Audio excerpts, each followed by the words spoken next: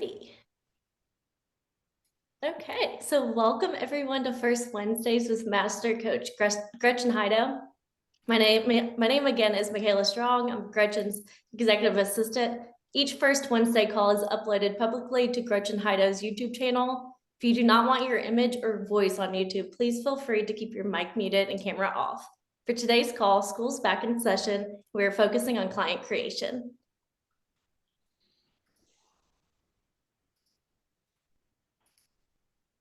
All right. So, hi, everybody. School is back in session.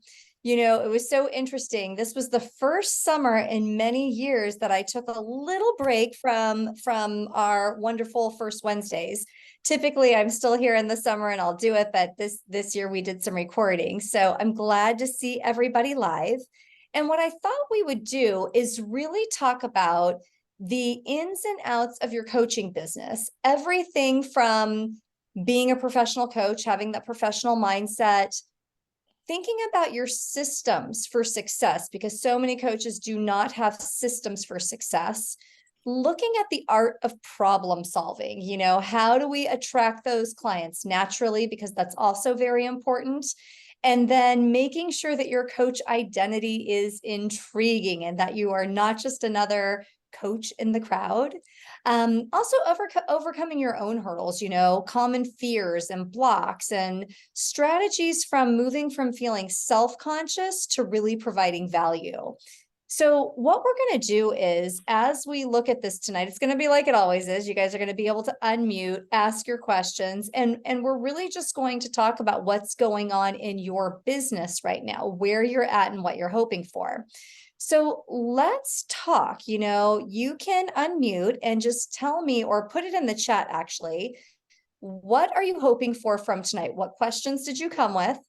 And what burning desires do you have of what you'd like to know? Because that was a lot of different talking points, and we can do it a few ways. We can dive into a few of them and go really deep with them, or I can skim the top of all of them. It's really up to you and what will serve you.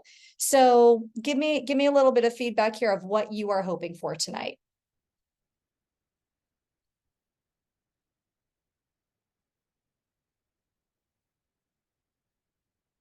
Anyone? Okay. I'm just looking for a couple of, I'm in the summer doldrums, or the end of it anyway. Yeah. And my leads and clients are still on vacation. So I talked with my sort of marketing person the other day, and we got some ideas, but I'm looking for maybe something new and different here. Okay. So really you're looking for how to drum up business. Yep. So for you, drum up business. Nick, go ahead and just unmute and share what you wrote here. Yeah, I didn't have my own questions to start with, though I'm sure as we go into it, something will pop up like usual. But no, I wanted to hear what other people brought up, and if no one brought up anything, and a skim of the talking points you had would be beautiful. Okay, so there's that, and then Heather, go ahead and unmute and share what you're hoping for. Yeah, I'm just kind of new to this. So I just, and I've just recently began working with Gretchen. And so I just wanted to see what this is about. So I mean, I've been a therapist for many years, and have worked for an institution, and I'm just going out on my own, both as a therapist and a coach. So, and admittedly, marketing and such is my least favorite thing. So whatever I can learn about, that's all. So thank you. Nice to meet you all. Yeah, so good for everyone to be here. So let's kind of get started then. It seems like maybe the theme for tonight is going to really focus around, how do we drum up more business? You know, what are the ways to do that? And that's a topic that every coach is always thinking about. It never gets old, and it's always something that's top of mind, you know, because for all of us, when we're thinking about, where can I get these clients? Where do I find my clients? We all have read different marketing books. Maybe we've looked at funnels. Maybe we've tried our hand at social media, and we get stuck. And Mark, you really put it well with the kind of like summer kind of pause that happens with clients. And so now that it's September, that's why I called it School's Back from Summer. People become alive again. And then there will be something right around Thanksgiving where it goes a little quiet until after the new year. And so what do we do? You know, as coaches that are entrepreneurs who most of us do not have salary, it's that we are going out there and finding our own business. How do we do it? You know, how do we do it to make sure that it's consistent? How do we do it so that there's not a lull, that it doesn't really matter if it's summer or if it's holidays, that we have continuous clients? So one of the things first that I am thinking about when it comes to this is really for all of you, take a moment and think about what are the groups or types of people that you are already connected to where you feel really comfortable. Just everyone write something down. You can put it in the chat if it's helpful. But thinking about the places and the people where we already feel connection is already a door to open. So sometimes coaches come to me and they want some great new campaign to think about. And the thing that I always bring them back to is it's going to be somewhere in the world that you are already in. So if anyone wants to share what you're writing there and what you've got, that would be great. Where are you connected? Where are you comfortable?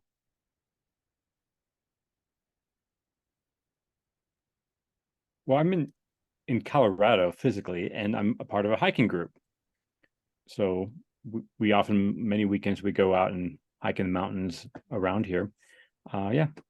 Okay, so the hiking group, being in Colorado, and you're comfortable. You're comfortable with these people. You're comfortable with the group. So already what I'm going to say about that is one thing that you could do. You could ask your group, would it be interesting to them to have you do a little bit of group coaching on the hike? You could all set an intention beforehand. Do the hike, do something at the peak, some sort of letting go exercise, some sort of whatever it is, or noticing how they felt on the hike. Where was it too hard? What was the self-talk they had on the hike? And have them look at that and notice where else is that narrative in their life that when we're climbing the hill and it's hard and you're like, oh God, the pack's too heavy, my legs are tired. Why did I come to this? It's too hot. It's too blah, blah, blah. Whatever that might be, where does this run in their life and how do they meet challenge? That could be something that's really interesting for you all to talk about. And then at the end, you could have some kind of a takeaway, something for them to try, something for them to do. If it ends up being something that they enjoyed, you could pitch it lightly, not then, but another time of, would this be something that they would like to see more of? And if so, what kind of a value do they feel it has? Or you can come up with it for yourself of what kind of a group might be worth it. You would just have to think about how much do you want to be facilitating during your own hiking time with this particular group? And if not this group, do you want to create a hiking group since you're already someone that's comfortable with it, just on this specific topic where this is what you take people through? But either way, that could be an interesting just to practice it once or twice with people that you already know before you put it on like a meetup or something in Colorado where people do get together for hiking. So that might be an interesting idea on drumming up business in a very natural way of who you are, Nick. Yeah, first, thinking about going on the other hikes and doing something like this, it made me feel a little, not sure how that would work. Right. But the idea of setting up my own as part of the group where this would be upfront, like, hey, we're going to add some, mindfulness or coaching exercises to this. That sounded like a really interesting idea. I could see myself doing that in like 6 months, like next season. Yeah, for sure. And even with this group, what you could tell them, depending on how well you know them, is, hey guys, I have something that I kind of want to try out. I'm wondering if we could do it whenever you go. I'm just saying Saturday, one time when we go, would it be possible? There's something that I'm just wanting to try out. And I'd love to see how it hits. They might end up saying, this was great. I want in. Can we do it again? But you will get real-time feedback. And these are already peers and people that you know that might be willing to really pour into you that way. Yeah. Yeah. Good way to get feedback. Yeah. Yeah.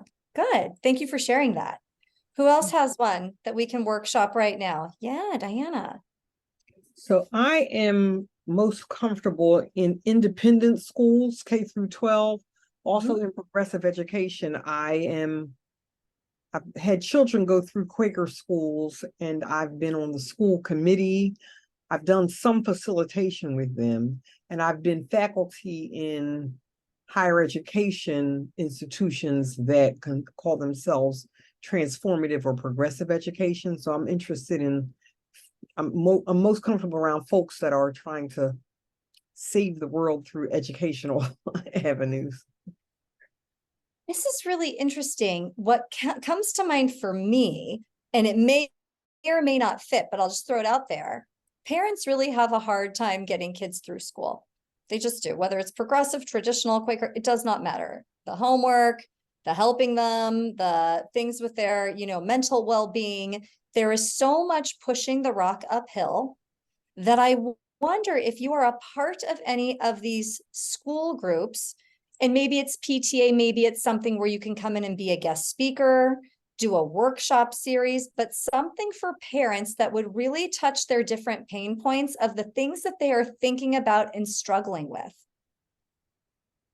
When a coach comes in, and they talk about that, and the PTA or whomever that the school has brought that to them, it really is a great service. And you could think about that and how you could collect the names, and then it could be something that maybe you do like a 3-part series that the school has you come in for. But then if this was interesting and helpful to anyone, I'm putting together a group, from January till the end of the school year to help with these 5 key things.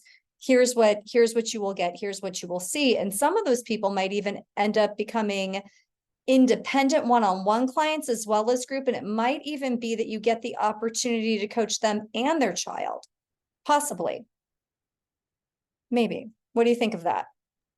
I think that's a great idea, and I'm also thinking about offering things to the entire, like picking a theme and offering things to the entire school community, administration, faculty, and staff as well, because I know one of the things that has come up are conversations around difference, and I have a background in that, and parents have a hard time explaining things to children that children don't understand and don't always have the language.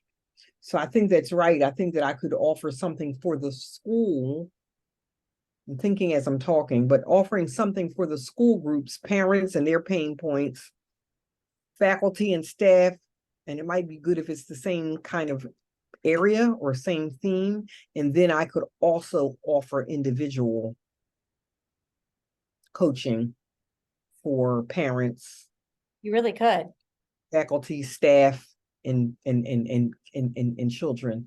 I'm wondering though, Gretchen, for if you when we get into the area of coaching minors, how young is too young? And I'm thinking about the kind of coaching, when people do corporate coaching, they often have to work with sponsors, like the supervisor or whoever is, is asking the person to be coached. And I'm wondering if we're coaching minors, would it be the same thing? I mean, I would still be I would still be responsible to a parent. You're still responsible to a parent, and you and the parent would go over what was going to be private and what wasn't. So there's no mandated reporting and coaching, although I would hope that you'd mandate report if something came up. But with that, the contract is with the parent, talking about the different services that would be available to their child and how you would go about doing that. Thank you. You're welcome. You're welcome. What else were you going to say, Diana? I was going to say, you raised something interesting, an interesting point about mandatory reporting, because as an educator, I am a mandatory. Okay. So I would probably have to disclose that. You would disclose it. Coaches are not mandated reporters. It doesn't say that anywhere in our code of ethics. Yeah. However, as humans in the world that are in this kind of profession, we may hear something that would raise, the hair on our neck to make us want to mandate report. So you will know, and because you're an educator, you already are. So I would think that in your contract and at the very beginning, it would be something that you would talk about. Yeah. Thank you. You're welcome. But I love these 2 creative ideas. And that's why I'm saying community and connection. There's always so much there that can be done. We just can't always see it because it's this for us, it's tunnel vision. But when we get another perspective, there's often something there that can be really creative. So Heather or Mark, do either of you want to share? Maybe there's a great idea I can help you come up with. Well, you said something familiar. So I've been a member of the BNI chapter. Well, actually two. This is my second one. That, for people who don't know, Business Networking International. Mhm. And I'm going to say consistently getting more than a trickle, but not a flood of leads. Sometimes within the group and sometimes from outside. Mhm. But it is a great opportunity to educate other people to become your marketing team. So if they're out at a happy hour, a social event, a Chamber of Commerce mixer, a family dinner, and something comes up, you can go, oh, I know someone that can help you with that. Right. And for the other coaches, BNI is everywhere. The problem with the groups in my area since COVID is they've gone from maybe 25 people in a chapter to something less than that, more like 18, 20, 16. And that doesn't quite have the critical mass. So anyway, and of course, the bigger ones meet in the morning at 7 o'clock, and you're not going to get me there. Yeah. So, but this is interesting, Mark, because even with the 16 or 17 people that might be in the group, getting to know each one personally, you can think of this in two ways, that those people might be your client, the 16 or 17 or 25, and who do they know that might be your client? And always thinking about, for you, because it is a business group, one of the things as coaches that's a great gift is not only how can we serve the person we know, but how can we help that person serve the person they know, whether it's the person they're in business with, the person they'd like to be in business with. And so you can think about who in their world would a coaching conversation benefit, especially if they said it was gifted from them. So you've got this person in BNI, Shelly. I know that you know someone named Shelly. We use Shelly as an example. Shelly's in BNI. You tell Shelly, hey, which of your clients could really use a coaching session, gift it from you, from Shelly, and I will be the one to do it. But that can be a way of serving people too deep. And I have several members of my chapter who preferred people, and I have one right now who's thinking of doing something a little different. And I have a career component, so we're talking about creating a new type of resume for him. Okay. So okay. That's working. And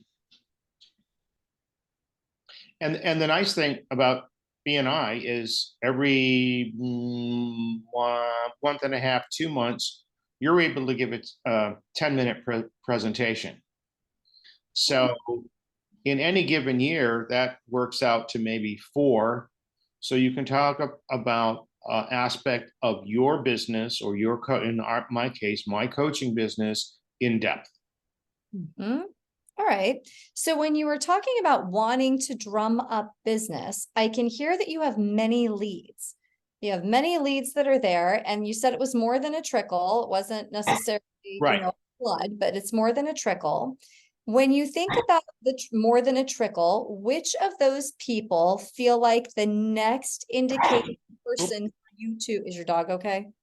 Hey, That's who needs to go. that's the I need to go outside bark. Okay. So Foreman isn't there. It's okay. Okay, but what I'm wondering is, with this list of people, if you really take the time to slow yourself down, to think about what you know about them individually, what kind of an invitation would be helpful for them to get to know you or to have an interaction with you, where then you could then ask, would a coaching session be helpful? Because that's what you're looking for. I can hear that you've actually got a potential list of clients at your fingertips. It might be that you need to go that next step.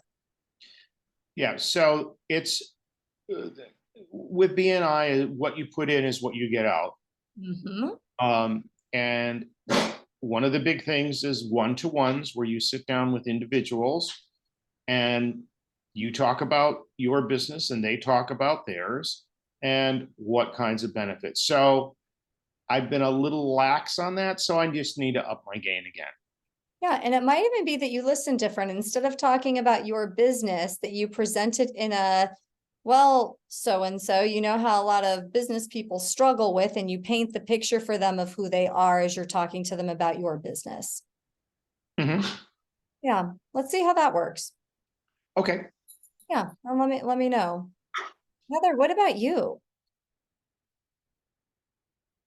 Yeah, interesting question. I was just thinking places I'm comfortable. I'm comfortable like spiritual places, learning centers, with my soccer moms, you know, like on the team. I spent a lot of time on the road with them. So, you know, just since I signed up for, you know, your retreat, Gretchen, I've been thinking about, you know, what kind of retreat or thing would I want to do working with women. And I was actually thinking maybe I'll do like a practice run with some of my soccer mom friends, you know, like, you know, Great. test out a few things. Yeah. So that's what I've been thinking about that. So it's funny.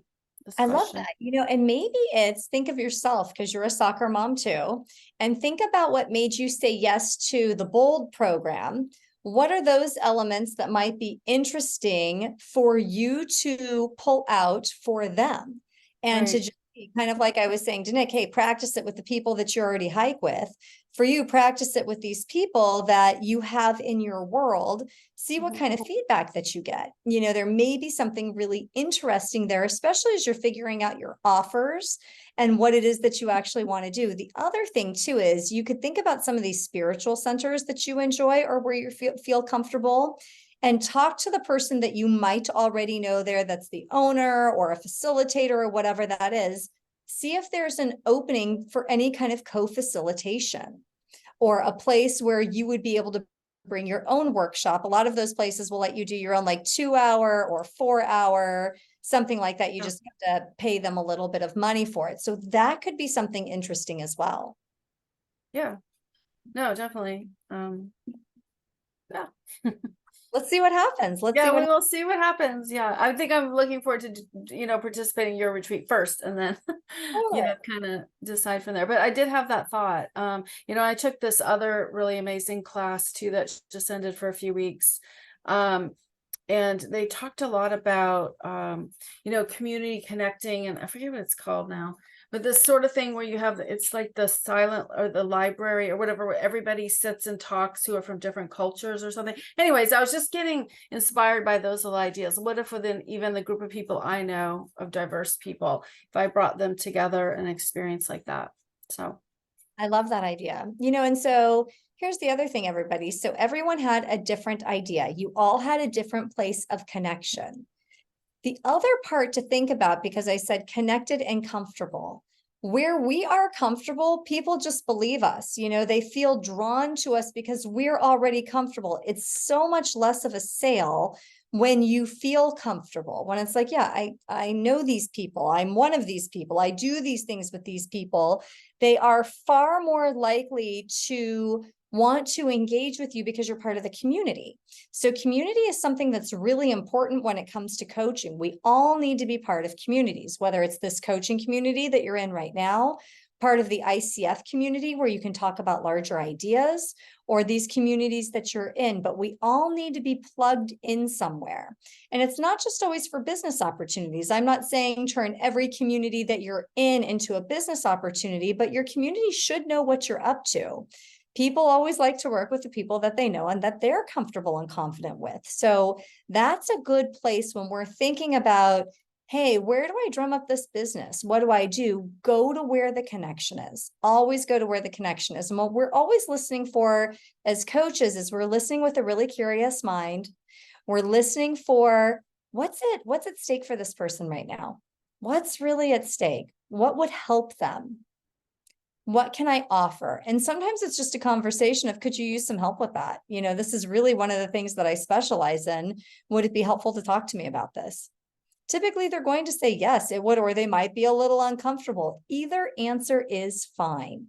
Either answer is fine. Okay, what's everybody hearing in this? What's sparking for you?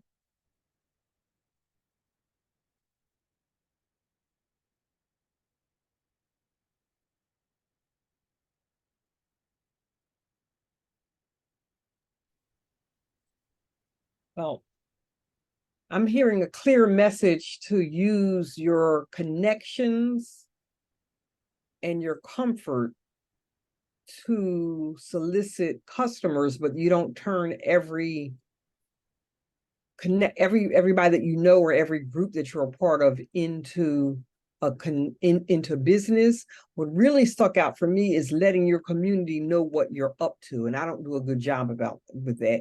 And whenever I do, I mean, I got a really good gig this fall. It's a 2-day workshop, but I got it because I was talking to someone in my community, and I wasn't even talking specifically about what I do. And what I do came up, and she said, "Hey, we need somebody that." And it's taking, I mean, it's in a college, and it's around DEI work, which is what I do. There you go. So after that really stuck out for me. Like, don't, just like coaches, you shouldn't coach your partner and your children, and you don't need to turn everything into a business opportunity, but business opportunities are right at our fingertips is what I'm hearing. That's exactly it all of the time, but we have to be good listeners. We have to be really good listeners. What else sparked for you? Someone else, what'd you get from this first part so far?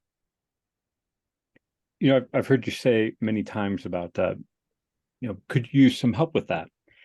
But I'm really struck thinking about that further now, about how uncommon that actually is in our day-to-day lives, to have someone just offer, hey, could you use some help with that? Yeah, it's very powerful. Yeah, and it's such an invitation. And when someone actually asks, could you use some help with that? It can make the recipient feel uncomfortable. Because let's all talk about this for a minute. When someone offers you help, what do you think of when you think of the word help? What happens for you on the inside? It's different for everyone, but let's hear some of the themes here. What happens? Well, there could be an implication that I'm not doing well now. So, like as if they're judging me. Yep. For me, it's, oh, you think I'm not capable? Think I'm not capable? You don't think I'm smart? Yeah. What else happens for you when you hear help? Anyone have a different viewpoint here? Very similar, yeah. Just like, what's wrong with me, or I'm like I'm weak in some way, or Weak. So and here's the deal. Help is really a gift. And so when we are listening with curiosity, and someone's telling you their thing, they've got this business idea, they have this yearning for more, whatever it is, and you are interested and you're asking them questions about it. The first question is not, could you use some help with that? The answer is no, they don't want you to help them with that. They don't want to talk to you anymore. They're offended a lot of the times. But if you have really listened and you have asked good questions, wow, how long have you been thinking about this? I really hear that you've thought of steps A, B, and C. What else have you tried? And you're engaged with them. And then you say, this is really interesting that we got to talk today. I think that I coach, and I wonder, could you use some help with that? This is what I do. I help people all day long with these sorts of things, and I would be really happy to talk to you about yours. It's on me, but if you want to move the needle on it, I'm really happy to be able to go deeper with you with this. That's when they're thankful. It's not anymore of like, oh, you don't think I can, you think I'm weak, all these things that we make help. And help is really just so kind anyway. I don't know. None of us had the framework of it being kind. We're all offended by help, but instead of being like, wow, what a generous gift. But once you have engaged somebody and you really can hear their dream, you really can hear that they want it, you really can hear the struggle, you've asked some things, the help is then a gift. So to the point that it's not something that we usually hear, it's because people don't slow down enough to be able to hear where others need the help. Or if they do, they're only thinking of the sale. And it's like, oh, I know somewhere in here I'm supposed to say, could you use some help with that? And it backfires instead of really being in it with the client. And so that's one of the points tonight that we were going to talk about, was the art of problem solving and really attracting your clients naturally. It can happen anywhere you go. Can happen anywhere you go with the people around you if you're a good listener. Poor listening is going to be one of the biggest blocks to your client creation. Okay, what are you all hearing in that? How did that change the frame of, could you use some help with that? Well, I've substituted, Gretchen, I do exactly, I'm a coach. I do this all the time. I have substituted help with thought partner. And that is different than help. Yep. And you've got someone there with you to bounce things off of in a non-judgmental way. And people people get that. That's my comment. So thought partner might be another word that someone could use. That's interesting. I like that take. What else did you get from that question of, could you use some help with that? Anything spark for you? It's reminding me of the way that one of the basic ways that coaches engage their clients, that initially the listening part of it, you go with the coachee's energy. You engage them and you follow up on the thread that they offer, not what you want to do. And then at the point that you're asking, could you use some help with that? It's like you're already drawing them out the way a good coach would, to see that, they could use a thought partner. They could use somebody to think with and to co-create with and to, yeah. So that's what it's reminding me, is coming up with one of the basic ways to work with a coachee, and that is by being in service. And I think you said this at the last one, at the first Wednesday of the summer, which was the first Wednesday for me, which was be in service, not in self. That's right. Yes. And to piggyback on that, I'll give you an example. So most of my people know that I coach at this point. I've been doing it a long time. I'm known for it. But there's someone in my life that he's newer in my circle. He knows that I'm a coach. I don't know that he really has any idea what it means. He's more of a social person in my life. So a lot of times with my social people, I don't need to go so deep in it with them. But today he was really telling me he just moved after living in the same location for 10 years. He's moved in with his fiance, and he has a deep desire to start his own security business. And he was really talking to me about it. And I got to tell him, well, so-and-so, this is what I do. And I wonder, could you use some help with that? It sounds like some brainstorming and some business ideation could be useful for you. And he said, what, really? That's what you do? Yeah, that's what I do. And so we scheduled some time. We are not good enough friends that it would get in the way. We're more acquaintances that I see this person in some certain locations, but he's not coming over to the house. It's none of those things. And so I waited to have enough information. I knew this guy needed coaching the day I met him. He's been talking about this idea on and off for 6 months since I've known him. But I didn't offer it yet because I wanted to give it some time. I also wanted to give it some breathing room. I wanted to see what he might do with it and what he might try. I also knew that I'd see him many, many times over the next little bit, and that I didn't have to rush it. So anytime that you feel like you need to rush it, that's actually an indication to slow it down. Rushing it doesn't work. And sometimes too fast makes you feel like you don't have a lot of credibility. And so that's not what we're looking for. When we're asking people these questions, give it the space that it deserves as well. But remember, you are a professional. This is what you do. You're not just making it up because it's something that I tell people to say. This is what you help people with. Could they use some help with that? And for him, my guess is we're going to have a lot of ideas of what he could do to start this kind of particular business. And from there, I will get to see if there's a next step or not. Do I want to have the next step? And that's the other thing that I think is really important in this too. A lot of times coaches feel like it's only the potential client that chooses. You also choose. You also choose, what group do you want to serve? Who do you want to be connected with? Who do you want to be working with? And then you get intentional about it. So let me pause there.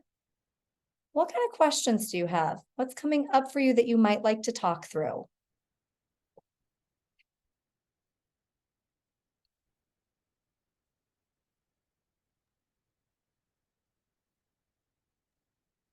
It's not a question, but just a comment that I really liked what you said about waiting until you had enough information or the right information or where it felt natural. That makes a lot of sense. Yeah. And people aren't so used to questions. They're used to, like, when this person told me his big dream, just someone going, oh, that's cool. Good for you, and every time he talks to me about it, I always ask him something.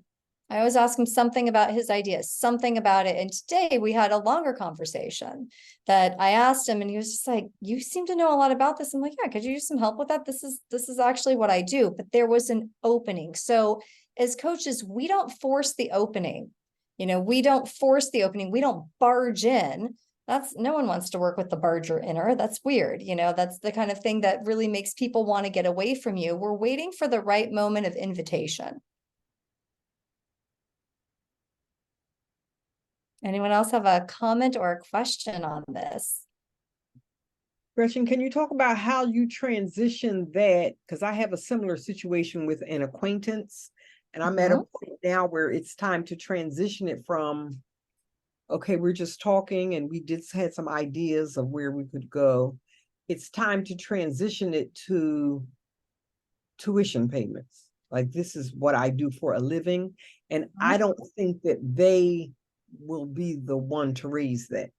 So Okay. can you talk about that?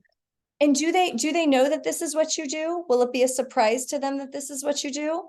No, they were because somebody that I do have a relationship with told them, oh, there's Diana does this. Somebody in my social circle, not anybody that hangs out with me all the time, and they called me and said, oh, such and such said that you actually could help me with this, and you mentioned the last time we were together that this is what you do, and I didn't fully understand it because I was taking it slow, and I said, well, yes, it is, and let's have a conversation about what you are interested in, and let's have a conversation about whether or not you like to have a series of conversations. Good. Okay. So Diana, the way that I encourage all of my coaches to do that next step is, now you have to help her or him, is it a female or male, whoever this is, you have to help this person with the breadcrumb trail. They don't know what to expect. So before this next conversation, what you want to do is send them the questions. It's like, to prep for our 30 minutes together, please answer these questions. Now, typically the questions that I give are things like, tell me a little bit more about whatever the thing is you know about them. So for my person, it'd be like, tell me a little bit more about the security card business. What have you tried? What's been hard? It could be something as simple as, tell me what you're looking to do to accomplish in the next 3 to 6 months. What have you tried? What's been hard? It's enough so that when you start that next conversation, you have some background information. Now, during that first 30-minute call, your setup's really important, that you're going to say, hey, so today we're just going to get to know each other deeper. I'm going to ask you some questions. I know we only have 30 minutes on the books. So let me ask you to go a little bit deeper with this. And you're going to listen. You're going to reflect back. Close to the end of that time, what you want to say is something like, I've spent a lot of time asking you questions. What kind of questions do you have for me? This is going to trigger them to ask you something about what you do, or nothing at all. And if it's nothing at all, then they're not ready for it anyway. That means that their brain's not really ready for someone to be able to come in. But you're going to get to see if they're like, well, can you tell me a little bit about coaching? Or is this something that you help people do? Or can you help me? You can speak to that. And when people ask me, can I help them? I always very honestly will say, I don't know for sure, but I can tell you, I've helped a lot of clients like you. I was working with a client that, and I'll give some story about someone similar and show what they've done. Or if they want to know more brass tacks about, well, how do we work together? What do you do? Those sorts of things. I give them the recommendations. I have some recommendations about what I think might help you. And my highest one would be, and you really lay it out, that if this kind of conversation is helpful to you, that we do it for 6 months. And here's what that would look like. But before we do that, let me coach you first. Let's schedule a coaching session. Today, it was just getting to know each other deeper. And let's see if this is something that will really help you. If so, then we can talk about what coaching together would look like. And so can you see that breadcrumb trail there of, it starts as she wasn't really sure, she didn't really know, and you leave it and you lead it that you answer these questions, we talk for 30 minutes, then I coach you, and then we see if it makes sense to do something else.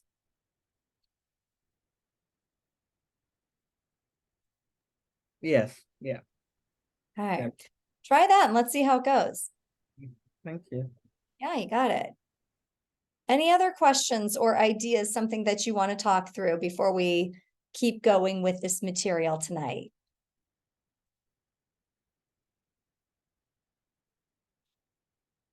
Okay. So here's something that I also want you to think about. Your own identity in coaching. So for a lot of coaches, this part can feel hard because they want to be whatever the flavor is that the person in front of them likes, instead of, this is just the flavor that I am, and if it works, then we will probably be a good fit. What happens when we Gumby ourselves so that we can be whatever we need to be to any person in front of us is, we end up with bad coaching relationships. We just do. I can remember when I first started and there was a client who, yes, I sold her into a program. I really shouldn't have, but all she would say to every question was, I don't know. I could say, I don't know why I took her on. I do know. I wanted money. I wanted to feel like a real coach. I wanted to prove something to myself, and the coaching world that I was doing it was a disaster. Every time I saw her name on my calendar, I was like, I cannot stand coaching this woman. It had nothing to do with the woman. It was my fault. I pretended I was like cherry flavor and I'm not, and it didn't go well. And I dreaded every session. I probably didn't do a great job. And that's the truth. And so for you to really know who you are and what is going to work for you in a coaching frame and what isn't. And so what I mean by figuring out your identity is, you already know it. You already know who you are. So it's not a trick question of like, who am I? We're not doing any of like all that life purposey stuff. It's just, you know who you are. You know what your personality traits are. You already know who you feel connected to and with, and the other personalities. We know it right away when we talk to a person.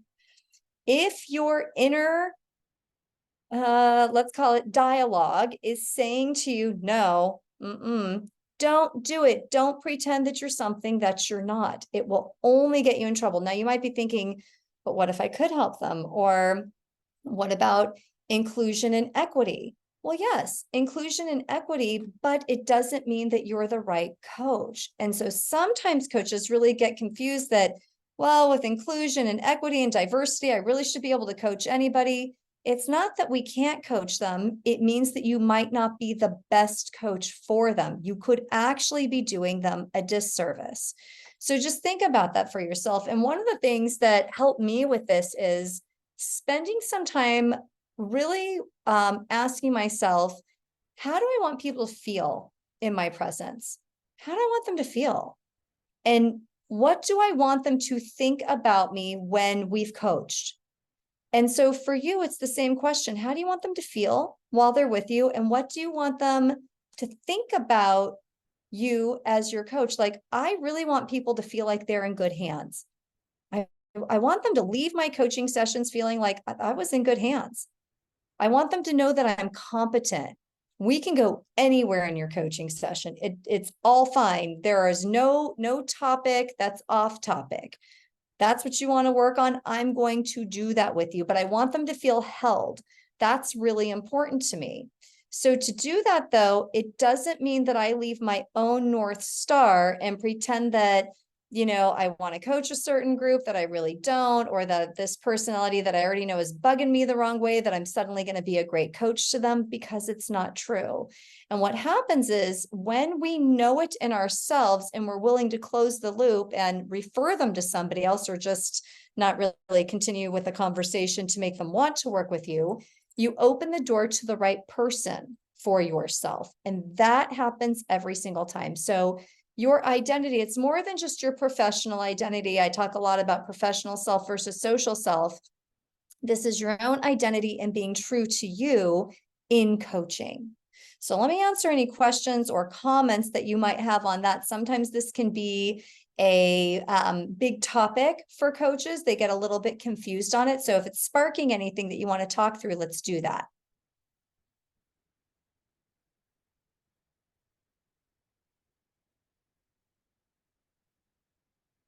Anything here with identity? So like for Mark, I know Mark pretty well.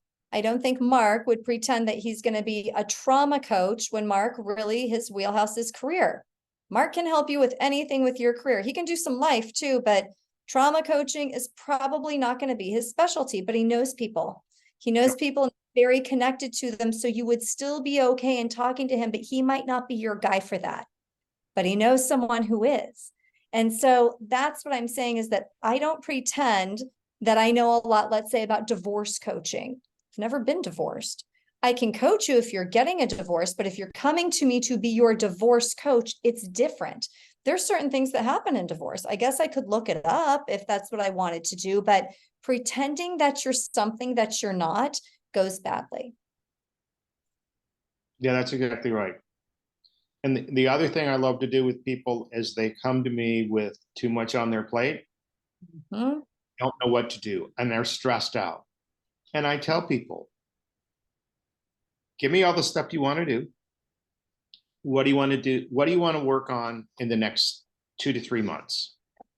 And take the stuff that's 6 months out or a year out, put it in a box.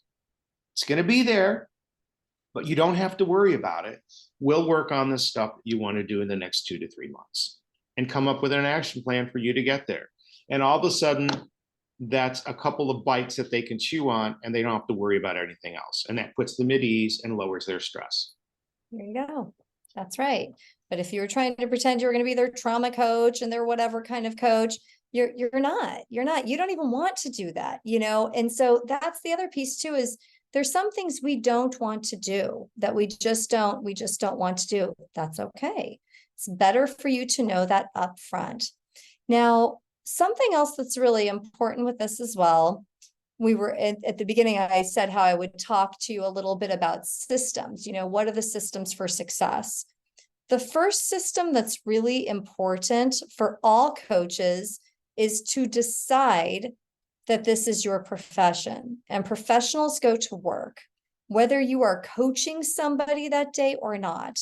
If you don't decide to go to work, then you're doing laundry, you're cleaning out a closet, you're going out to lunch with the neighbor, you might be walking your dog, you're thinking about how you should be working on your coaching business, but you're not. And then you feel bad about it. Then you think, maybe I'll call Aunt Sarah, she might know some people, but you're not really working with your business. And so when you think about doing this, it's important to know from what time to what time are you doing what? From 10 to 12, is that when you're going to work on your marketing and who you are and what you might say to people? From 2 to 4, is that when you're going to send the emails out to invite people to whatever it is that you're doing? What are you doing each day to cultivate connection? And I didn't say cultivate clients, I said cultivate connection. When we cultivate connection, that's where the clients come from. But we can't do any of it if we don't have any idea what time we're doing different things. And so your first system is your time management system. Really, your time management system. If you want to have a successful coaching business, you have to go at it as a person who goes to work. Now, sometimes coaches will say, but I don't feel like it. I feel overwhelmed. I feel this and that. Think of yourself as the person who works at Walmart. I don't think they really feel like going to Walmart to go to work. My stepmom works at Walmart. She never has once told me I can hardly wait to go to work. ever, not one time since I've known this woman, but she goes to work because she gets good benefits. And it doesn't matter that she's overwhelmed and that she doesn't like it. She goes to work, she clocks in and she clocks out. So whatever narrative story you are telling yourself about, yeah, but when I sit down, I'm confused. I don't know this, I don't know that. I want you to put it to the side, and I call it setting it aside.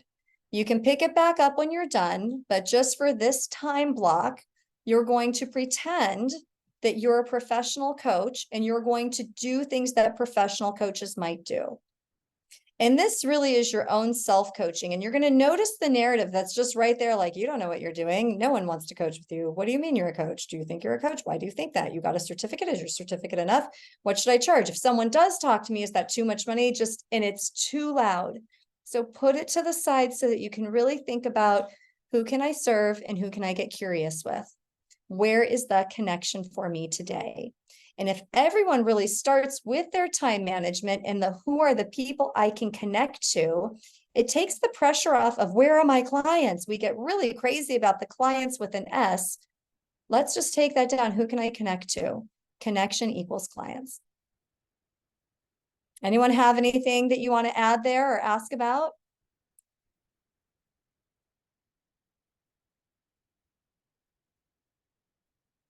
Spark anything for anyone? Makes sense. Yeah. Yeah, there are a lot of very quotable portions of that. Appreciate it. Yeah. And the truth is, I know, because I've done this, it's not just, I'm one of you. We're not, I'm just on the other side of the camera with you, that, gosh, when I started, I was making up all sorts of stories and I was doing a lot of laundry. My laundry had never been so done. That's just really, my closets had never been so clean. Closets that I don't even use, like that, it had never been so clean because I was avoiding it. And so when you stop and you ask yourself, what am I really avoiding? A lot of us avoid connection in everyday life anyway. So it would make sense that we are also doing that in our professions, because connection can feel vulnerable. So when you think about this part of, why is connection hard? Or because we're coaches, we don't say why. What about connection is hard? You can take a look at, what other areas in my life do I avoid connection? There's going to be a pull through with your story. And you're going to get to undo your story. And I will tell you, one of the helpful things for me was just to put it to the side. I would do it for 2 hours and I would decide I was going to connect anyway. Well, I'm just going to connect anyway. Going to do it anyway. If I were a professional coach, what would I do? Oh, I hear about all these coaches making all this money. What would I do? And when I'm asking the question, what would I do? What would you do? So in the beginning, I wouldn't do social media. That sounded terrible. That wasn't something I would do. It was something other coaches would do, but it wasn't something I would do. Going to a bunch of networking events, forget it. That also sounded like poison me. That is not something that I would do. That's something other coaches would do. The things that I would do would be to have conversations with the people that authentically popped into my mind. That I would do and could do and did do. Then as I started getting more comfortable with that, okay, then I did a little social media.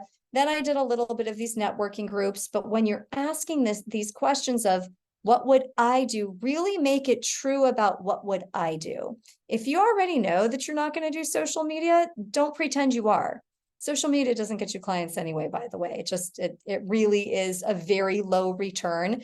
It's a good way for image building. It's not a great way for client creation. The best way for client creation is one conversation at a time, every single time. So you can think about the places where you have an opportunity to speak or do a workshop or have a one-on-one. Those are always going to be your best points of connection. But you don't have to be anybody else in this industry. When we went around and we were thinking of ways to drum up business, everyone had something different. There's no competition here. And a lot of times coaches get really nervous. And that's the other thing that really keeps them in places. Well, there's so many coaches out there. There's so much competition. There's not. With the good ones, there's not. If you're a coach and you're a good coach, you get work. That's just the bottom line. And your people are different than my people and different than Nick's people and Heather's and Mark's and Diana's. We all have different people.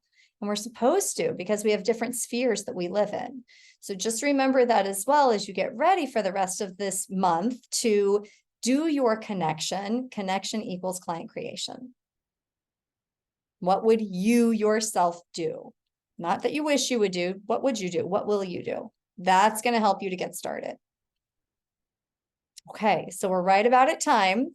I would love to hear a takeaway or something that you plan on doing as a result of coming here tonight. So whoever wants to unmute first, what's your takeaway and what do you plan on doing? I'm on both. I'm really struck about the avoidance of connection. I mean, I've thought about avoidance of, not knowing what to do, fear of messing up or not doing it right, but more directly, just the avoidance of connection is a kind of a new thing to think about. I also appreciate what you're saying about treating it as a job. It doesn't matter what mood you're in or not. And I know you and I are working together, so that's quite relevant at this particular stage. So I need to just get some of my actions done, no matter what mood I'm in. Yeah. Thank you, Nick. Who else? Takeaway and something you plan on doing. I can go next. I really liked the part about thinking about how do I want people to feel. I think that's like a really good path. Ironically, I just cleaned this closet out today very, very thoroughly. I'm really proud of it. And I told myself it's helping me get moving into doing my work. Oh, but awesome. yeah, but I think it is. I really am doing some to-do lists, and I'm starting to reach out and collaborate and get some help from people. So I think that's it, really putting it on the calendar, and doing some stuff. So thank you. Thanks. I'll be looking forward to hearing how it goes. Mark, what about you? There, I'm unmuted. No, I